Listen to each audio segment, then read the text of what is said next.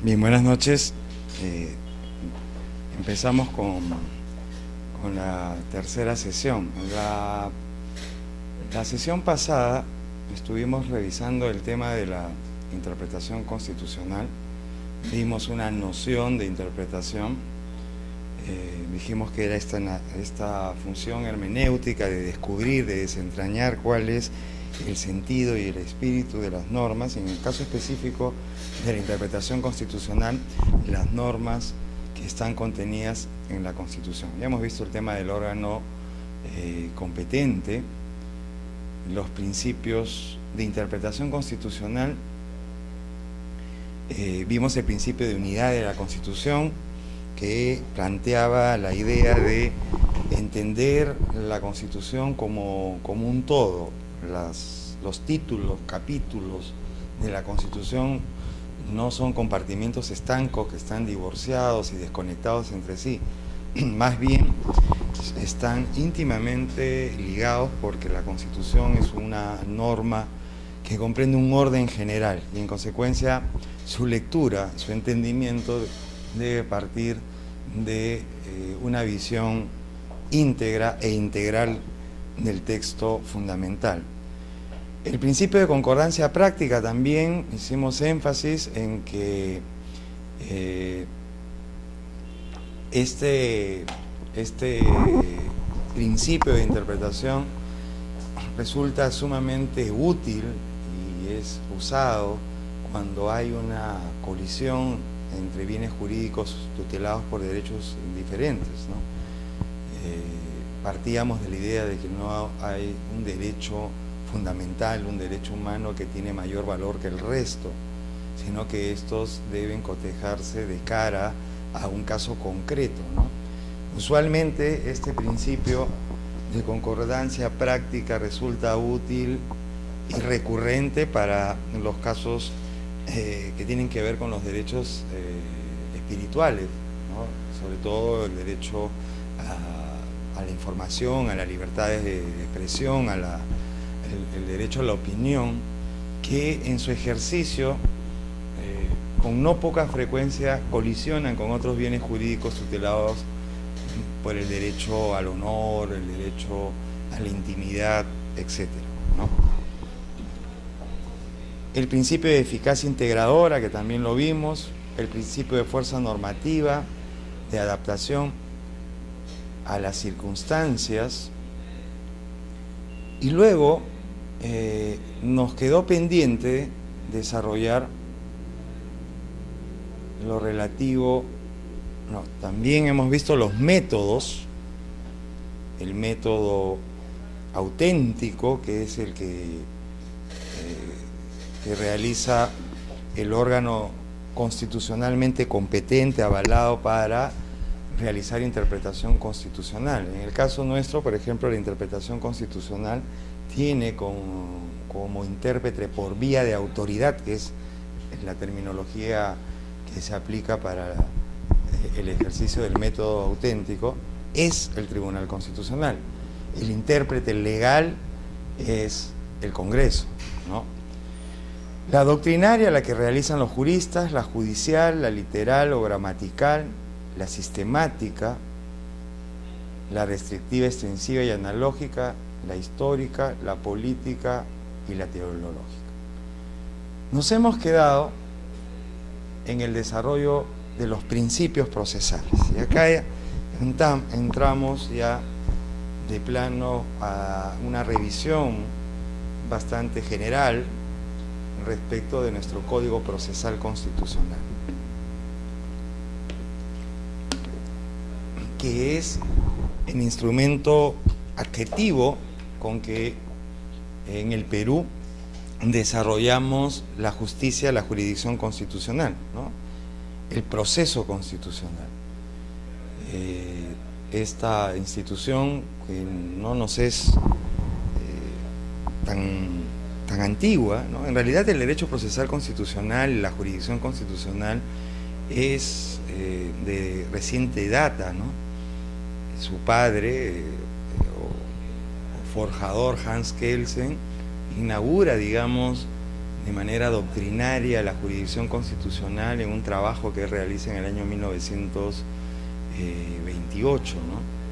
Y a esto que ahora denominamos proceso constitucional o derecho procesal constitucional, Hans Kelsen no le denominó derecho procesal constitucional, le denominó jurisdicción o justicia constitucional, ¿no? Entonces, el Código Procesal Constitucional contiene un conjunto de principios que están establecidos y desarrollados en el título preliminar. Y estos son, por ejemplo, y que no son principios necesariamente diferentes, innovativos en relación a los principios que regulan la teoría del proceso, ¿no? Son principios, muchos de ellos, que surgen no de la justicia constitucional propiamente, sino surgen de la teoría del proceso. El primer principio es el principio de economía y celeridad procesal.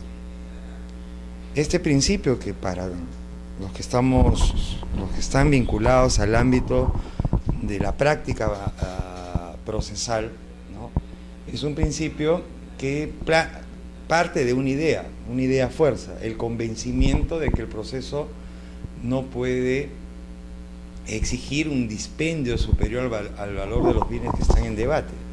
La economía procesal plantea entonces la idea de que el proceso y su desarrollo no pueden, pues, superar en términos de tiempo, en términos de dinero, en términos de expectativa, más allá de el bien jurídico que está en controversia, ¿no?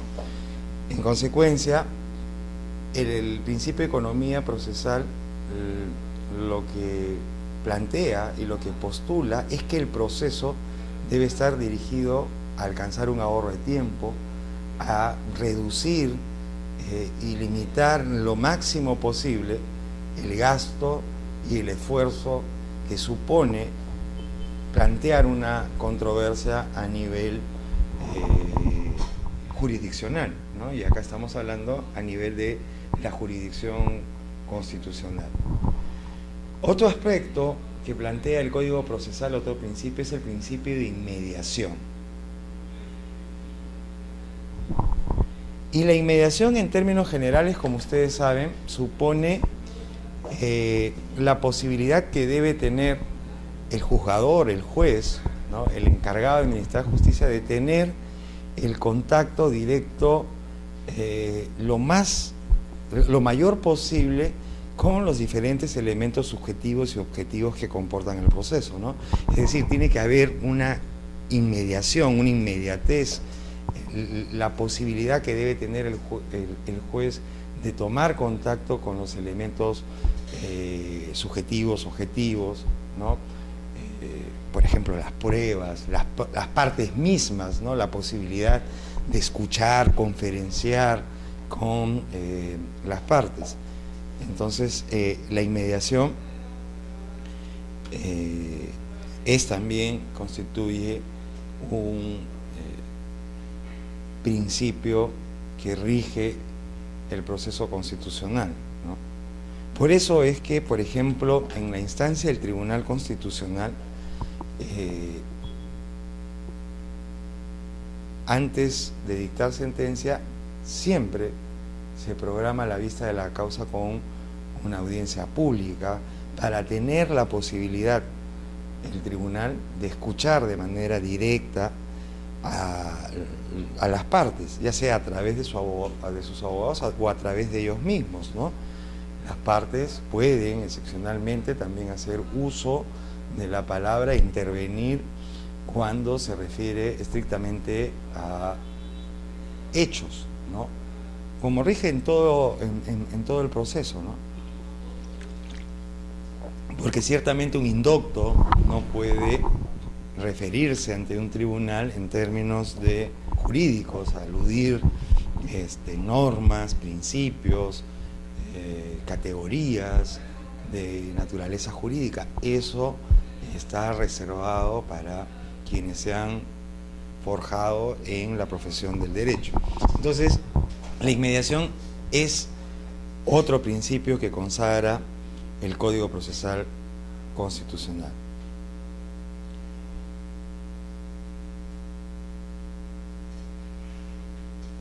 El principio pro actione, ¿no?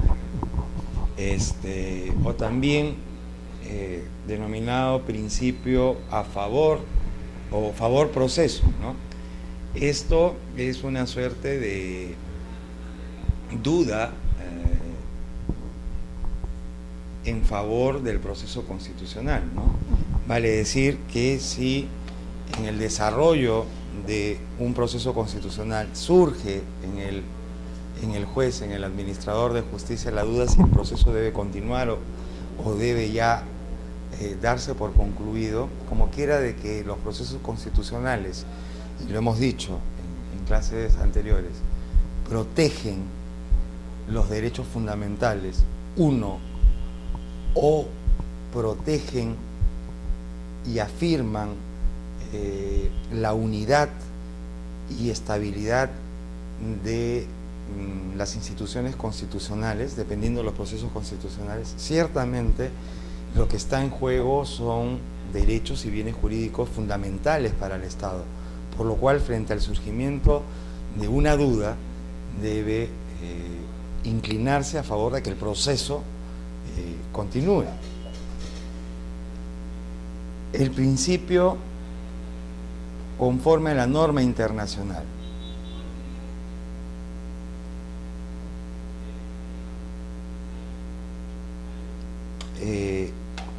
Este principio plantea que la resolución de controversias en materia de derechos fundamentales y en general de los procesos constitucionales no puede perder de vista la jurisprudencia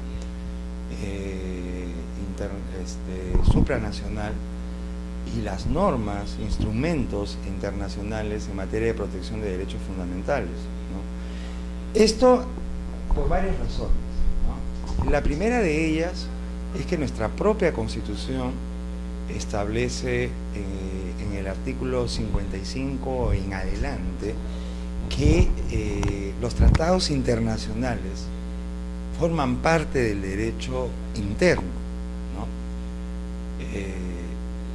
Y a los tratados internacionales en materia de derechos humanos le da un tratamiento especial porque lo equipara con la ley, ¿no? Los tratados en materia de derechos humanos, desde la perspectiva del nivel jerárquico en relación al resto de normas del ordenamiento jurídico, ciertamente los tratados internacionales en materia de derechos humanos están en pie de igualdad, en equiparidad con la ley. En consecuencia, la administración de justicia constitucional no puede hacerse a espaldas, ¿no? Y sin tomar en cuenta lo que establece la jurisprudencia internacional, ni tampoco los instrumentos internacionales.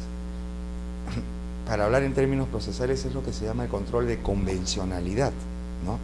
El juez que administra justicia constitucional no solo está hoy en día obligado a ejercer control de constitucionalidad, sino también control de convencionalidad, es decir, determinar si las normas en cuestión, los derechos violados o transgredidos afectan también la Convención Americana de Derechos Humanos. El control de constitucionalidad debe estar además acompañado o complementado por un control de convencionalidad. Con eso hemos hecho un rápido repaso, revisión de los principios, el título preliminar del Código Procesal Constitucional.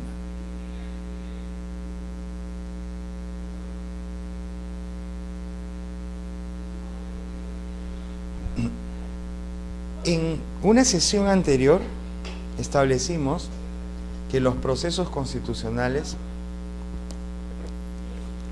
podríamos clasificarlos en dos grupos. El primero, que apunta a afirmar la vigencia efectiva de los derechos fundamentales de la persona.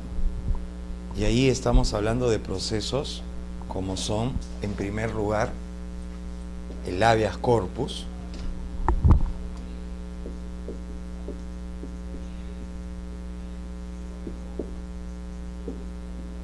también dentro de este grupo de procesos que persiguen como propósito la defensa efectiva de los derechos fundamentales está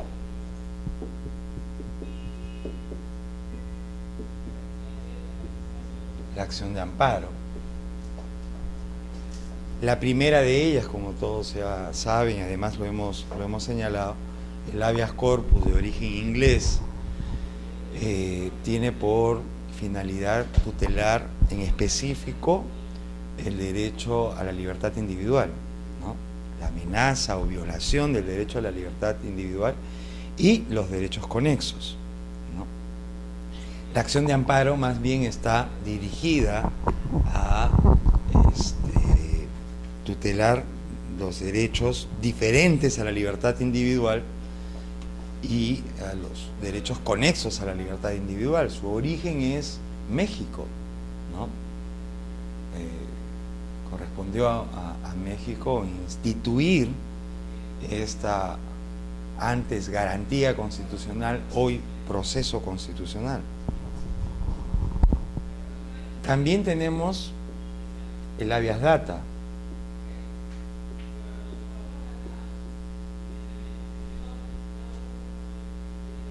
que tiene que ver con un derecho específico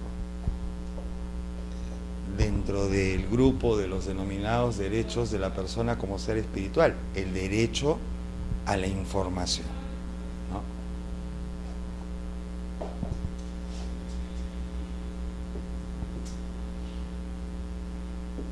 La acción de cumplimiento.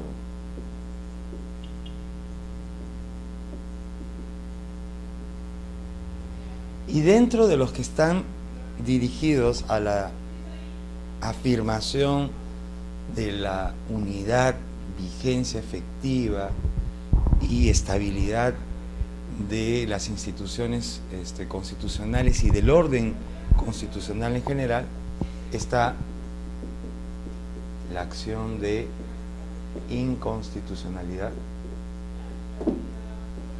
la acción popular,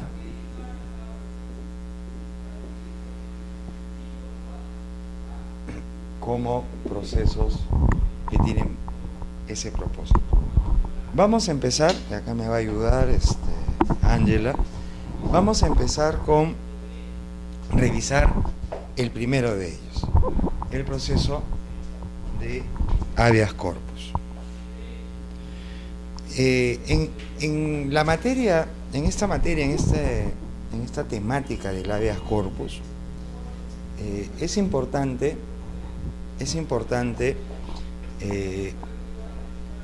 referirnos a los distintos tipos de habeas corpus que la doctrina, pero sobre todo y fundamentalmente la jurisprudencia ha ido definiendo, ha ido consolidando.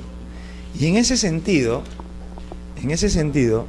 en lo que a la jurisprudencia nacional se refiere, es importante que se tome en cuenta la sentencia que recayera en el expediente 2663 del 2003. Es un habeas corpus que se tramitó y que llegó hasta el Tribunal Constitucional. Este es el caso de Mabel Aponte contra la Corte de Justicia del Cono Norte de Lima, ¿no? En esta sentencia se desarrolla lo que podríamos llamar, y lo que aparece en la diapositiva, una tipología de habeas corpus, ¿no? Todos sabemos, tenemos clara la idea de que el habeas corpus es un proceso constitucional que tiene por objeto la protección la afirmación de la protección efectiva del derecho a la libertad individual y derechos conexos. Pero hay variantes, ¿no? Y estas variantes son las siguientes. Estos tipos de habeas corpus son los siguientes. En primer lugar tenemos el habeas corpus reparador.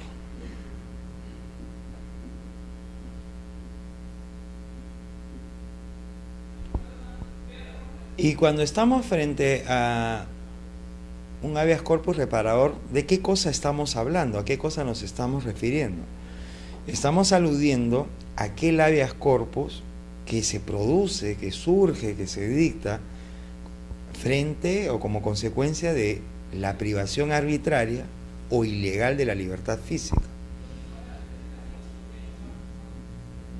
Es decir, estamos hablando pues del habeas corpus regular, ordinario, ¿no?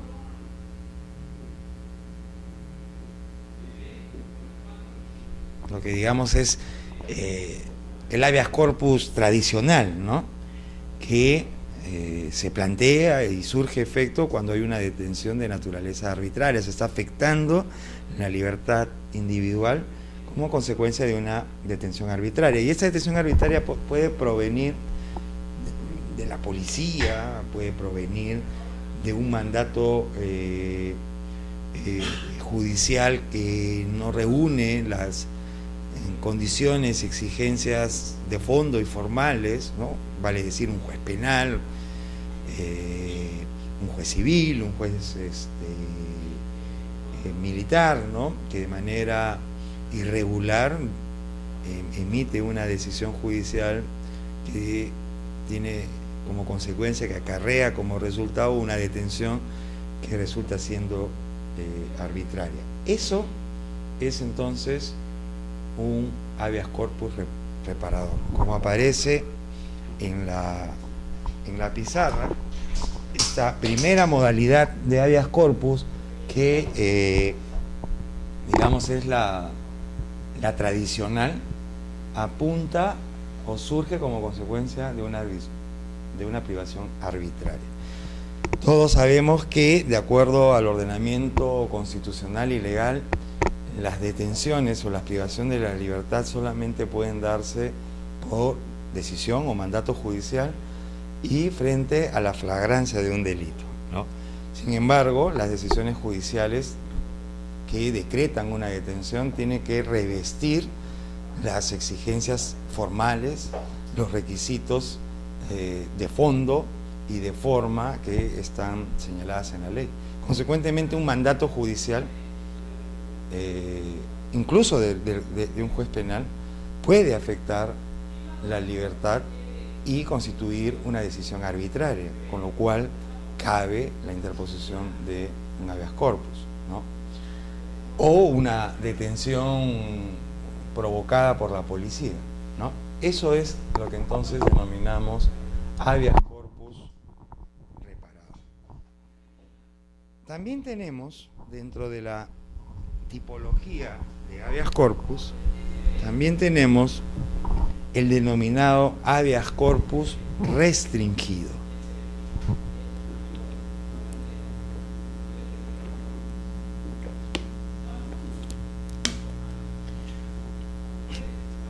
Esta modalidad, entonces, se va a distinguir de la anterior porque, digamos, plantea o surge, se emplea cuando la libertad física o también la de locomoción es objeto de molestias, obstáculos, perturbaciones, etc.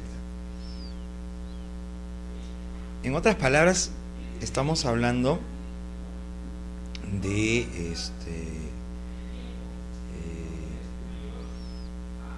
de una restricción al ejercicio de la libertad individual, ¿no?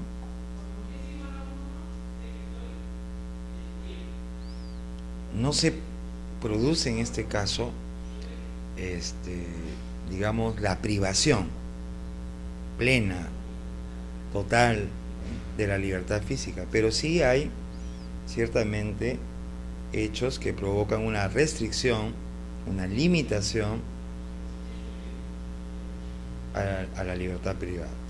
Un aspecto que me había, ahora que veo a Ángela que está escribiendo, apoyándome, un dato importante en relación a la anterior modalidad o tipología de habeas corpus. No solamente hay privación arbitraria cuando es dictada por una autoridad pública, ¿no? Es decir, el juez, el policía, ¿no? Sino también puede darse en los casos de internamientos, por ejemplo, indebidos en centros psiquiátricos. Esto es muy frecuente, ¿no? Pacientes psiquiátricos, toxicómanos, a veces son recluidos o internados, sería el término más adecuado, en centros contra su voluntad o de manera pues que ciertamente afectan el derecho a la libertad individual. Ahí, en esos casos, también ciertamente procede el habeas corpus reparador. Me parece que esa era una precisión que había omitido y que quería no pasarla por alto, ¿no? Entonces, siguiendo con el tema del habeas corpus restringido, este tiene que ver con la limitación, la restricción de la libertad individual.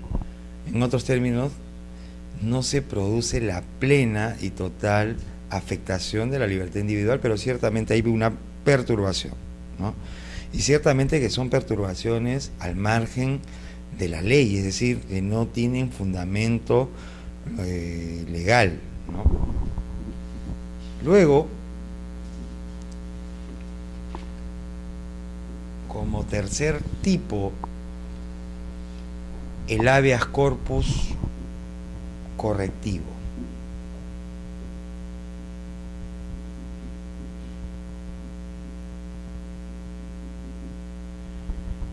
Esto se usa cuando se produce actos de agravamiento ilegal o arbitrario respecto de las formas o condiciones en que se cumplen las penas privativas de la libertad.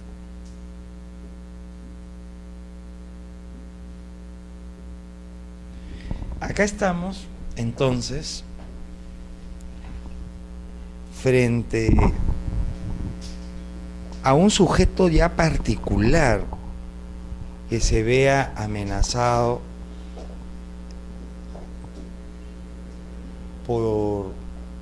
en su derecho a la libertad individual. Y estamos hablando de personas que están sujetas o sometidas a cumplimiento de una condena o de su privación de la libertad en establecimientos penitenciarios, ¿no?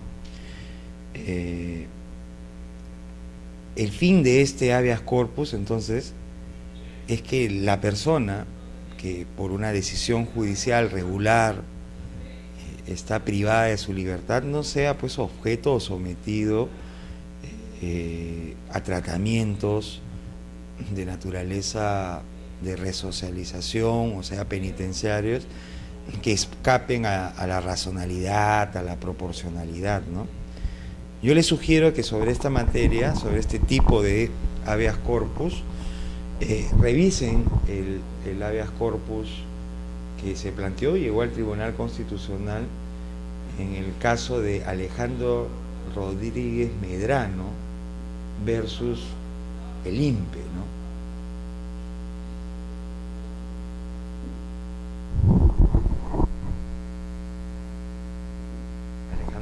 Medrano, como ustedes seguramente recordarán, fue un magistrado y él planteó un habeas corpus que llegó hasta el Tribunal Constitucional. En realidad lo planteó contra la presidencia del Instituto Nacional Penitenciario, y este habeas corpus llegó hasta el Tribunal Constitucional, y ahí el Tribunal Constitucional estableció una jurisprudencia que es importante citarla. El tribunal señaló que mediante este medio procesal, o sea, estamos hablando del habeas corpus, ¿no?, puede afectarse el control de constitucionalidad de las condiciones en las que se desarrollan las restricciones del ejercicio de la libertad individual, en todos aquellos casos en que se haya decretado judicialmente. Es decir, el hecho de que una persona esté privada de su libertad en cumplimiento de una sentencia por mandato de una autoridad judicial no quiere decir que no pueda ser materia, objeto, o lo que es más preciso, víctima de la violación del derecho a la libertad individual. ¿Okay? Entonces estábamos en el habeas corpus correctivo, y les estaba haciendo referencia al caso Alejandro Rodríguez Medrano versus la presidencia del Instituto Nacional Penitenciario, ¿no? Les decía pues que en este caso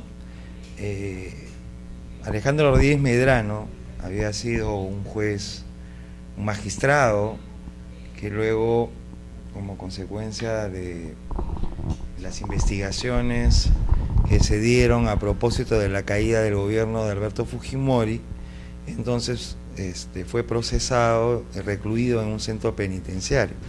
Ocurre que el penal en el cual él fue internado, fue recluido, fue el penal de Castro Castro, que, como ustedes saben, es un penal de máxima seguridad, en donde están, por ende, en consecuencia, los delincuentes de mayor peligrosidad, los delincuentes más avesados.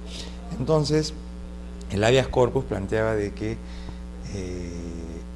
debía ser trasladado al penal de San Jorge, toda vez de que este penal de San Jorge era un penal que correspondía a procesados primarios y de baja peligrosidad. Y porque el hecho de colocarlo, por ejemplo, con la población penitenciaria de alta peligrosidad, colocaba en riesgo además también incluso su vida, por el hecho de que muchos de los reclusos habían sido justamente sentenciados por él en el ejercicio de su función jurisdiccional, ¿no? Entonces, el Tribunal Constitucional, en esta sentencia, que dicho sea de paso no es la que inaugura un tratamiento de lo que denominamos habeas corpus correctivos. Hay sentencias anteriores que, digamos, son los precedentes, ¿no?, como la 318 de 1996, una sentencia bastante antigua, o más cercana incluso al caso Rodríguez Medrano, la 590 del 2001, ¿no? Entonces, a eso se denomina habeas corpus correctivo. Un dato adicional es que esta modalidad de habeas corpus correctivo se debe a una lectura de la Convención Americana de Derechos Humanos, concretamente los artículos 5.4 y 25.1 de la Convención. ¿Qué dice la primera, por ejemplo, para entrar un poco en materia? En relación al término correctivo, el artículo 5.4 de la Convención Americana de Derechos Humanos señala que se garantiza el derecho a que los procesados estén separados de los condenados, ¿no? Es una situación, pues, en la que estamos bastante lejanos, ¿no? La población penitenciaria en los distintos establecimientos carcelarios en el Perú están mezcladas, ¿no?, entre procesados y condenados, ¿no? y los tratamientos además que deben prestársele a un procesado no pueden ser los mismos que se prestan a un condenado, porque ciertamente su situación jurídica es diferente.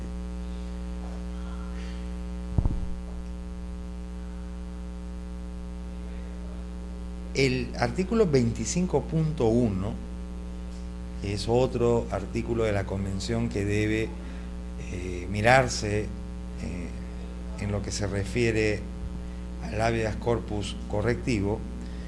Establece la garantía del derecho de contar con un recurso sencillo, rápido y eficaz. Ese es ciertamente el habeas corpus en el caso que estamos hablando. Luego tenemos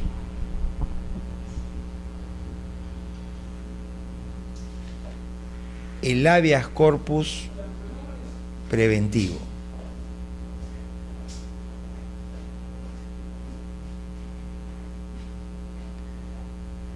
El habeas corpus preventivo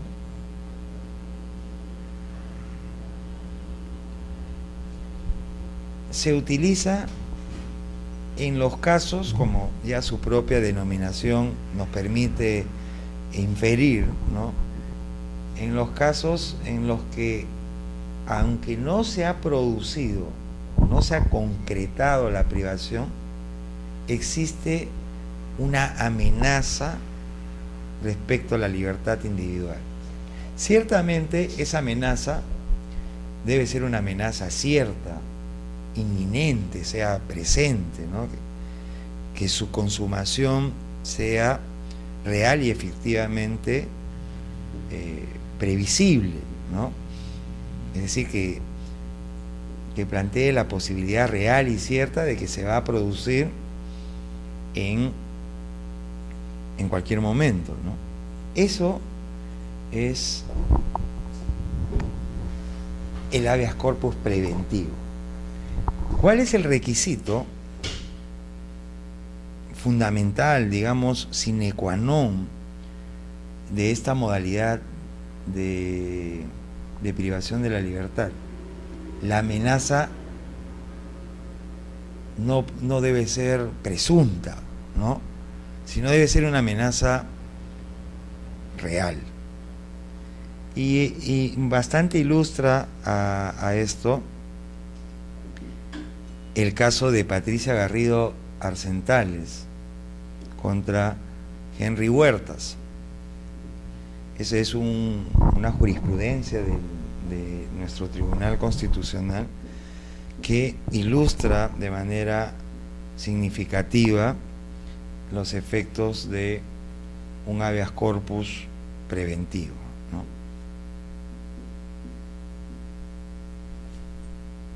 También tenemos el habeas corpus traslativo.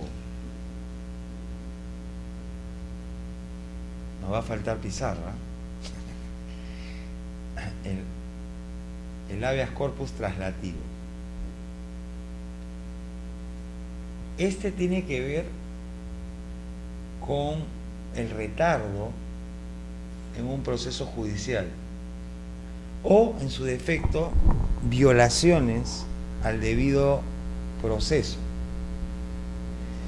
y que ciertamente pues supongan que se mantenga privado de la libertad de manera indebida a una persona.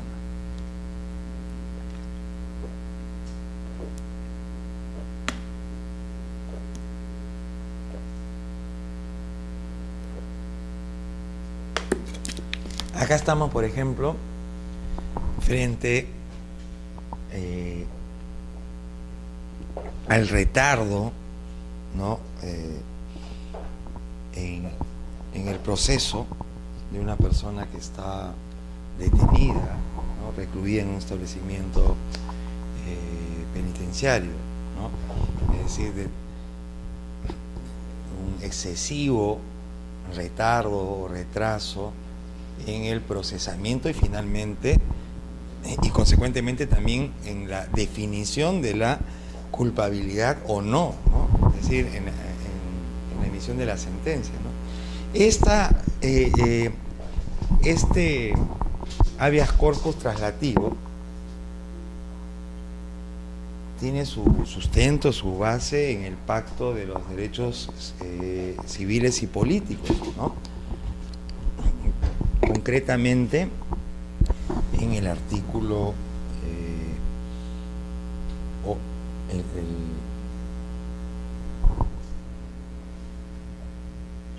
en el artículo 9 del Pacto Internacional de los Derechos Civiles y Políticos, ¿no? Este artículo dispone que toda persona detenida o presa a causa de una infracción penal tiene derecho a ser juzgado dentro de un plazo razonable. Y si no, tiene el derecho de ser puesto en libertad, ¿no? Luego, vamos a tener que borrarse las de arriba, ¿no? Luego tenemos el habeas corpus instructivo.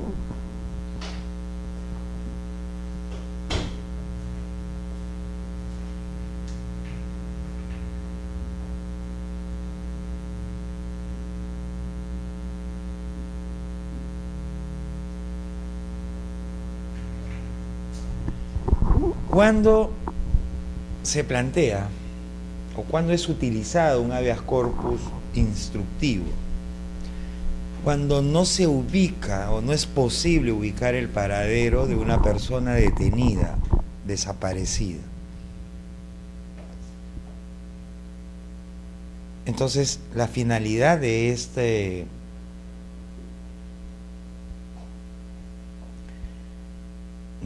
habeas corpus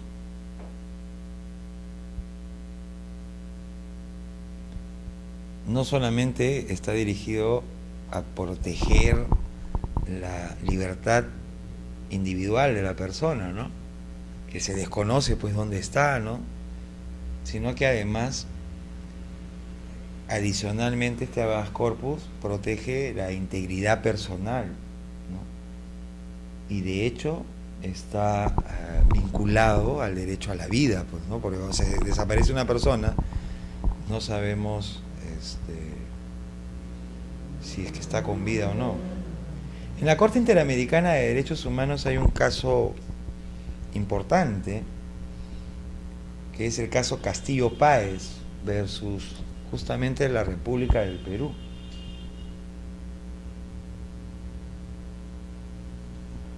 Y tiene que ver pues con una detención realizada por la Policía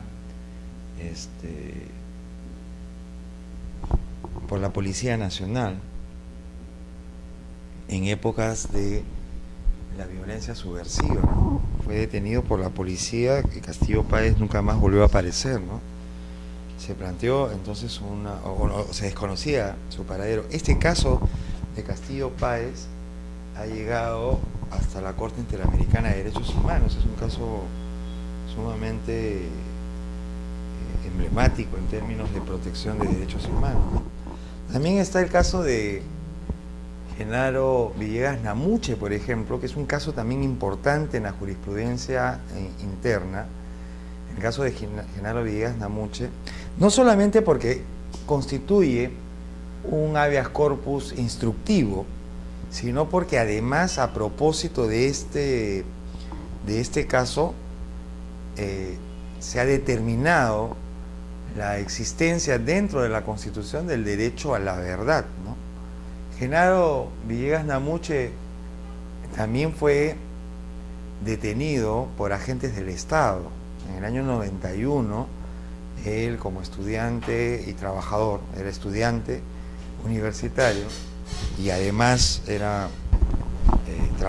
laboraba, cuando sale de su domicilio muy temprano en la mañana, fue intervenido por agentes militares, o sea, agentes del Estado, y nunca más volvió a aparecer. Su hermana, algunos años después, plantea un habeas corpus, y este habeas corpus, justamente una de las pretensiones del habeas corpus era que aparezca a su hermano, ¿no? Ese es un habeas corpus instructivo. La otra parte de la pretensión del habeas corpus era que si estaba muerto, entonces digan dónde estaba muerto, ¿no? dónde estaba enterrado, que entreguen el cadáver. Pero en la parte de la pretensión de que aparezca, ¿no?, es ciertamente una modalidad de habeas corpus instructivo. Y en esa sentencia el Tribunal Constitucional reveló la existencia de un derecho implícito en la Constitución Política del Perú, concretamente en el artículo 43 de la Constitución Política, que establece que el Estado tiene el derecho de garantizar la vigencia y la protección de los derechos humanos, ¿no? Entonces, el Tribunal Constitucional, en esta sentencia de Genaro Villegas Namuche, señaló de que ahí estaba insertado el derecho a la verdad, que además tiene una naturaleza binaria, es un derecho tanto individual como un derecho de naturaleza colectiva. En su plano individual, en su versión individual, es el derecho que tienen los familiares de las víctimas, como Villegas Namuche, ¿no?, como Castillo Páez, por ejemplo, de saber qué cosas pasaron con sus familiares, ¿no? Y en el plano colectivo es el derecho que tiene el pueblo, la nación en su conjunto, de saber qué cosa ocurrió durante los años de violencia subversiva, ¿no? Tanto la que viene de los grupos terroristas como la que viene del propio Estado, ¿no? Ese es entonces los alcances de un habeas corpus de naturaleza instructivo, ¿no? Luego tenemos el habeas corpus innovativo.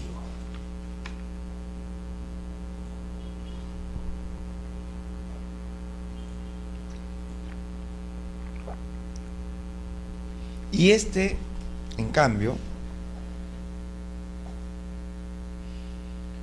procede cuando, a pesar de haber cesado la amenaza o la violación de la libertad, se solicita la intervención jurisdiccional con el objeto de que tales situaciones no se repitan en el futuro.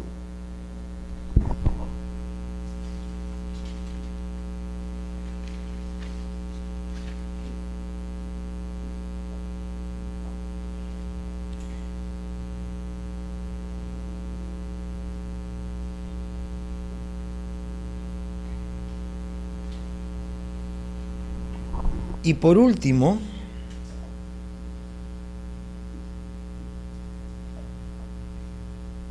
el habeas corpus conexo.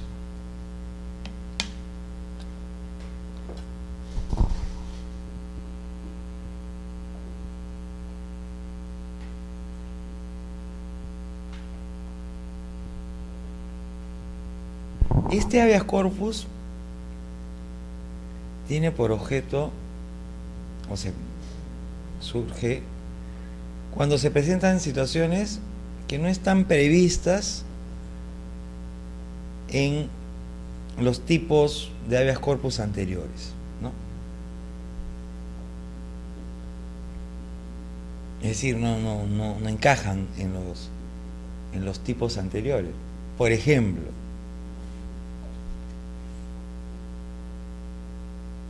la restricción a ser asistido por un abogado, ¿no?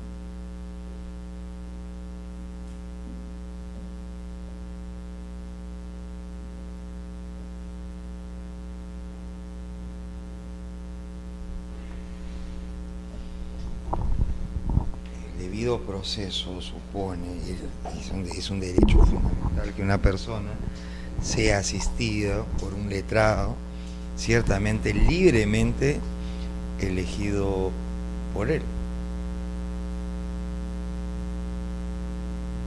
Y cuando hay una restricción o el impedimento, ¿no?, se impide que una persona sea asistida por un abogado desde el momento de su detención, entonces no encuadra en los anteriores, pero sí supone un derecho tutelado por el habeas corpus, ¿no?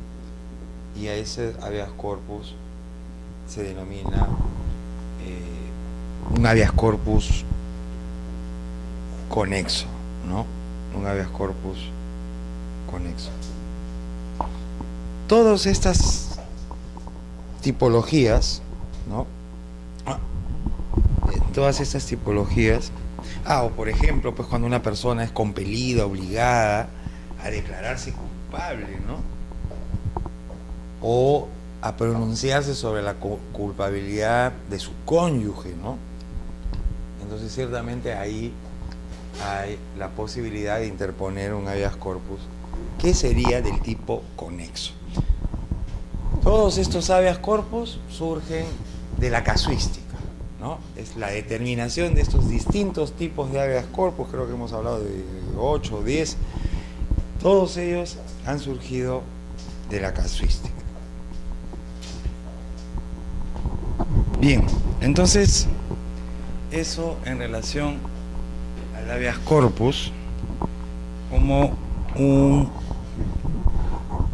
primer proceso dirigido a tutelar la vigencia efectiva de los derechos fundamentales. Siguiendo con estos procesos, existe otro también que hemos señalado en la pizarra, que es el habeas data. El habeas data es un proceso constitucional, aun cuando en la Constitución Política del Perú está señalado dentro del capítulo correspondiente a las garantías constitucionales, pero en términos de derecho procesal constitucional es un proceso constitucional.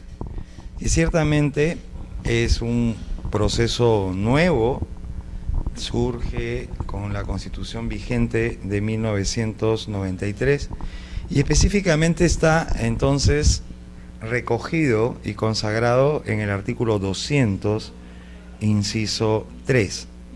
Si ustedes tienen a la mano, a la vista, la Constitución, ahí podrán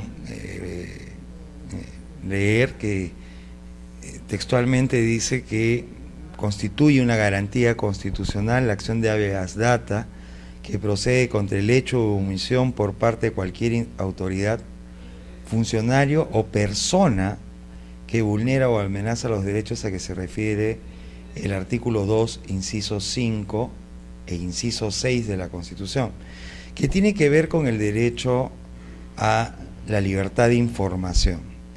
Y acá corresponde hacer algunas precisiones en relación al derecho a la libertad de información. El derecho a la libertad de información, como me parece haberlo señalado en alguna ocasión, comporta como parte de este grupo, paquete de derechos que tienen que ver con la persona en su dimensión espiritual, es decir, en lo referente a su plano interno, a su plano interior. La persona la hemos definido ya como una unidad material y espiritual. El lado espiritual del hombre se revela y expresa por esa capacidad estética que tiene, por esa experiencia moral y también por esa experiencia psíquica. La información, en consecuencia, forma parte de ese plano espiritual del hombre. Y además no solamente como una expresión de un derecho individual, sino también como expresión de un derecho que atañe a la sociedad en su conjunto, sobre todo y fundamentalmente en aquellos estados cuyo modelo o sistema político es el sistema democrático. A nadie escapa al conocimiento de que la democracia supone, entre otras cosas, la capacidad, la posibilidad que tienen los ciudadanos, los gobernados, de poder hacer una evaluación, una ponderación sobre el desempeño de sus autoridades. Ciertamente el ejercicio de esa facultad de control de la opinión pública pasa necesariamente por el conocimiento, es decir, por tener información. En consecuencia, Eso explica por qué en la Carta Democrática Interamericana, que es un instrumento internacional suscrito justamente acá en Lima, el derecho a la libertad de información constituye una pieza fundamental, una piedra angular de todo sistema democrático. En la medida de que exista un pleno goce y efectivo ejercicio del derecho a la libertad de información, se está apuntalando el modelo democrático. Y eso, en consecuencia, implica que la libertad de información esté revestida de determinados supuestos o condiciones de carácter fáctico y jurídico, que son, por ejemplo, el ejercicio pleno y efectivo de la libertad de expresión supone, en primer lugar, una pluralidad de fuentes de información. Justamente los regímenes autoritarios, los regímenes antidemocráticos, implementan una suerte de verdad única y oficial, ¿no? Evitando con ello que los gobernados, los ciudadanos puedan accesitar a otras fuentes de información.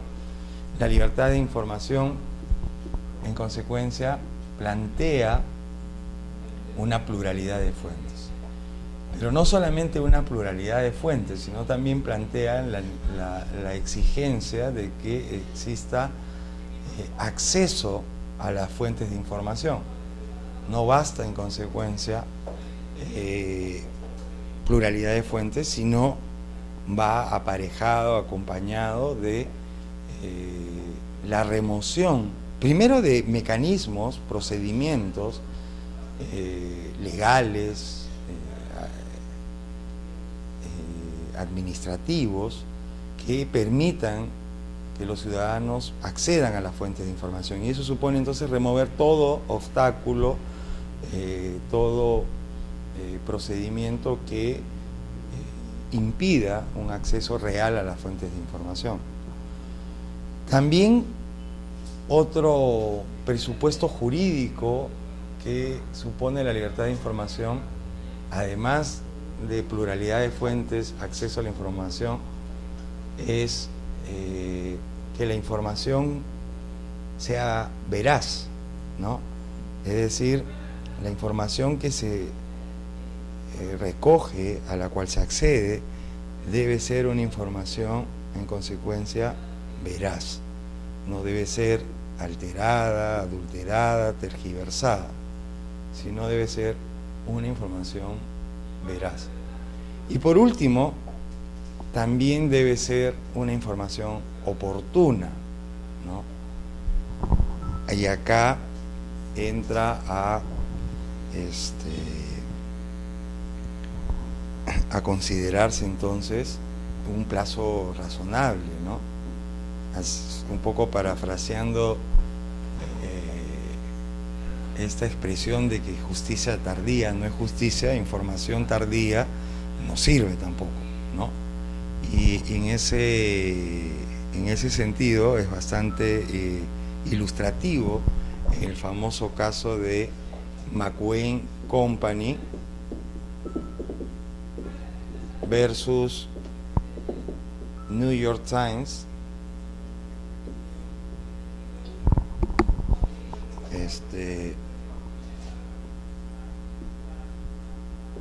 no está bien.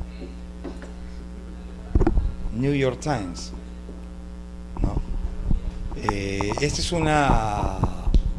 es un caso que nos remite al año 2000, en donde dos periodistas afamados de la corporación New York Times realizaron una investigación sobre los índices de mortandad como consecuencia de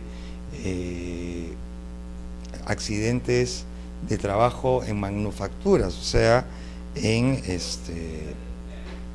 las industrias norteamericanas. Entonces, y que dicho sea de paso, les valió obtener el preciado premio Pulitzer.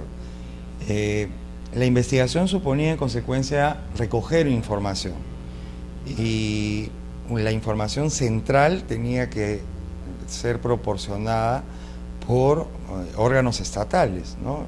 Concretamente la Oficina de Trabajo o la Dirección de Trabajo, que es una suerte de Ministerio de Trabajo, en donde estaban inscritos todas las manufacturas que existen en Estados Unidos, que son alrededor de 30.000. Entonces, el New York Times solicitó a esta dependencia estatal que proporcionara la relación de todas las empresas, de todas las industrias, de todas las manufacturas. Y esta entidad pública respondió de que esto no era posible concretarse sino en un lapso de 15 años, porque suponía dirigir a cada una de las manufacturas inscritas cartas solicitándoles autorización para incluirlas dentro de la relación que solicitaba el New York Times, porque podría esta ser información de carácter sensible en términos comerciales. Entonces el New York Times dijo algo más o menos que tiene que ver con la idea que lancé sobre la oportunidad, ¿no? Dijo que el New York Times tenía más de 200 años y que para ellos 15 años no era pues casi nada, ¿no? Pero sin embargo sus lectores, 15 años, sin duda reportaba un plazo excesivo, ¿no? Y entonces plantearon una demanda judicial. Esta demanda judicial provocó que interviniera el Poder Judicial, y a la contestación de la demanda, la autoridad estatal en Estados Unidos respondió de una manera bastante curiosa, ¿no? Señaló pues de que no procedía la demanda porque la ley de acceso a la información en Estados Unidos establecía que solamente procedían las demandas por denegatoria a la información, y que este no era el caso porque no se habían negado a brindar información, sino lo que habían señalado es un estimado de tiempo. Ciertamente esta era una forma bastante curiosa, por no decir otra cosa, de negarse a entregar información. La sentencia que recayó en este caso dispuso que la Dirección de Trabajo norteamericana entregara de manera inmediata la información, cosa que se produjo y que además develó y reveló cifras realmente alarmantes en Estados Unidos sobre muertes de trabajadores, justamente mayoritariamente en McWane Company, que era una manufactura dedicada a la construcción de tubos que tienen que ver con infraestructuras grandes, ¿no? Entonces la información oportuna, la entrega de la información oportuna constituye otro aspecto importante en el ejercicio efectivo de la libertad de información. Veamos algunos de los requisitos de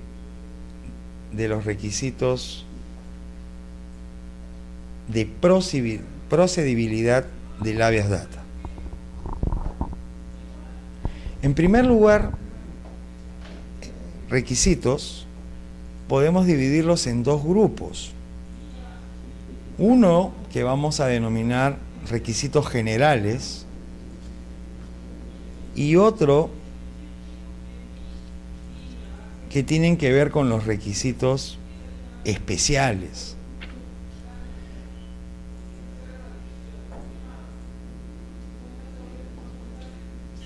En lo que se refiere a los requisitos generales, estos requisitos generales podemos resumirlos en tres.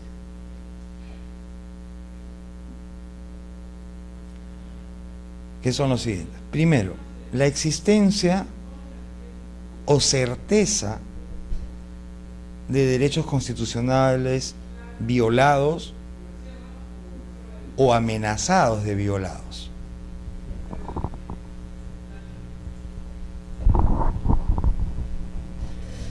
En consecuencia estamos hablando de que un requisito general del habeas data, que es aplicable a todos los procesos constitucionales, es la existencia de una violación o la existencia de una amenaza a la violación de un derecho constitucional.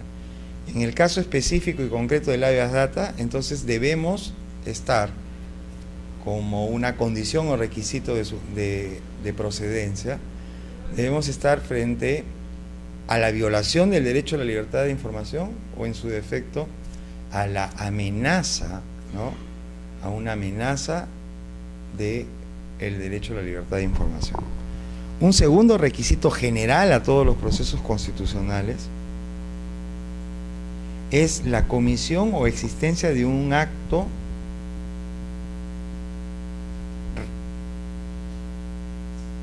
violatorio de un derecho constitucional o de una amenaza.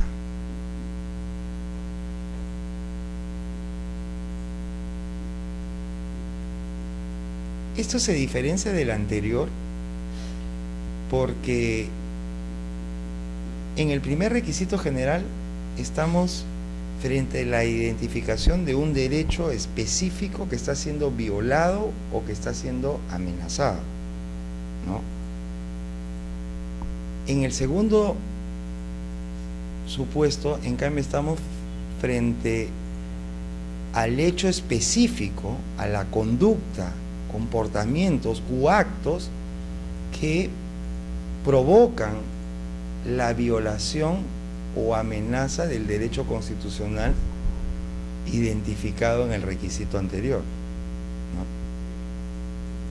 Por ejemplo, en términos de derecho a la información, en el caso específico del habeas data, el primer requisito quedará cubierto cuando se establezca y se señala que el derecho que está siendo violado es el derecho a la libertad de información. Se acreditará el segundo requisito cuando se describa el hecho real que justamente está violentando la libertad de información. Y por último, la relación directa entre el acto violatorio y el derecho violado o amenazado.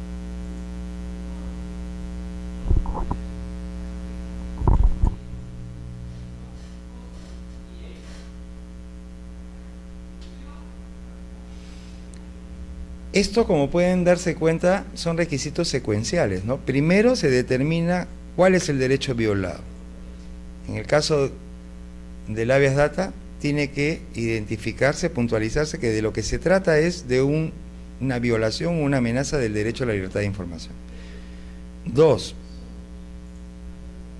El señalamiento del acto o conducta que viola o amenaza un derecho, ¿no?